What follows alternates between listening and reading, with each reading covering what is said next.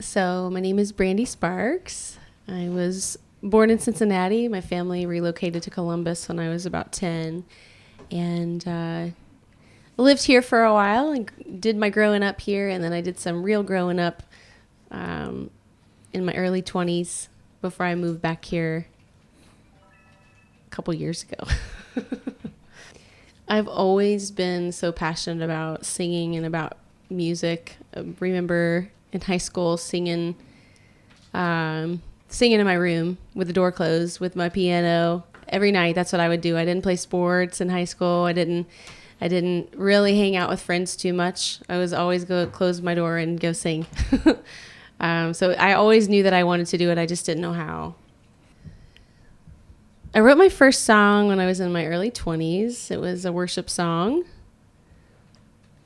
And I didn't write a whole lot after that until my son was born. And as soon as he was born, I just felt this burst of creative energy. And I wrote all kinds of stuff. I just couldn't stop. My music is inspired by my relationship with my creator. And I want to share that with the world, that I'm imperfect. I have my ups and downs, and I am smiled at and loved by a creator who sees me for who I really am and still loves me. And I just want to share that love with the world. I was doing some producing for two other people and was kind of in the excitement of creativity during that. And we randomly were talking, I don't know if you remember this, but we were talking about some drums that I was selling for her stepdad, I think. Yeah. And then I was like, hey, lightly, just so you know, I'm producing some music. So if you ever want some help, I'm at least an ear to listen.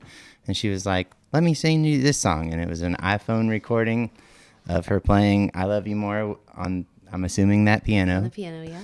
And I was like, okay, for example, do you mind hearing what I might do with this song? And she was like, of course. So we were just talking some music nerd arrangement stuff of like, maybe take this out, put this here. And we were like, let's try it. And instead of kind of coming up with some kind of agreement, it was just like, I just felt this calling, like, let's just make this song the best we possibly can, no matter what, no matter how many hours it takes. So we started there, and that was the whole construct. So my song I Love You More was written for my grandma.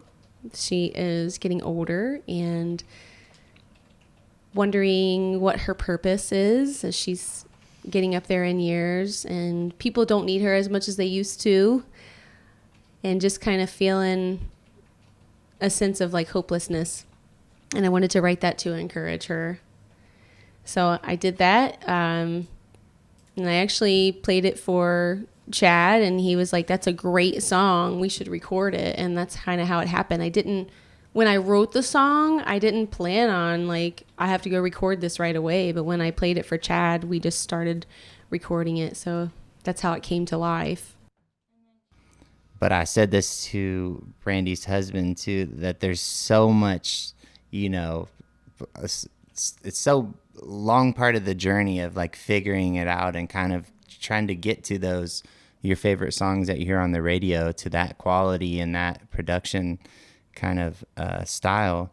So I probably was not ready for Brandi until the exact time we kind of met to make a song like this. And what I mean by that is just like this big sounding, beautiful, 90 vocal, angelic sound. So it was a lot of me learning as we go too.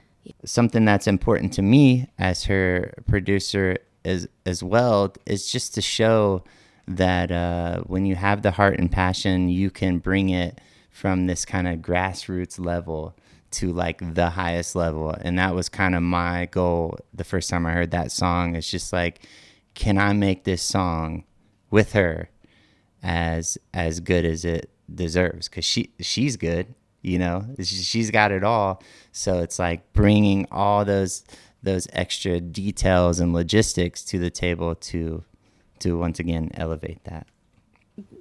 just before the pandemic hit, I was actually still building from moving back from Florida. When I lived in Florida, I had venues, I had people that would come out and see me perform, and then when I came here, it was a fresh start anyway. So it was like going into my second year, and then the pandemic hit. So I was starting my momentum, and then all of a sudden it just came to a halt. But it was a year of growth for me.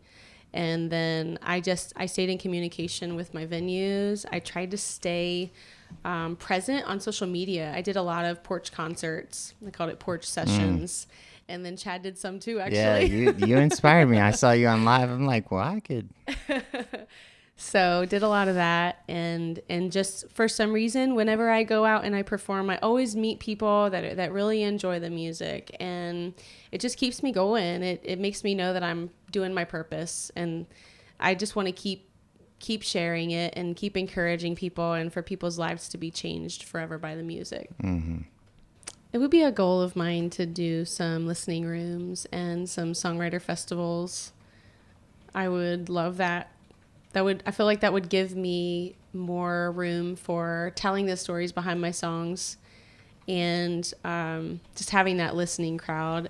All of my songs are well received in the venues where I am now, but I would like to take it to the next step to where people are coming to say like, hey, tell me about this song. How did you write it? And, what's it all about? What are all these lyrics about?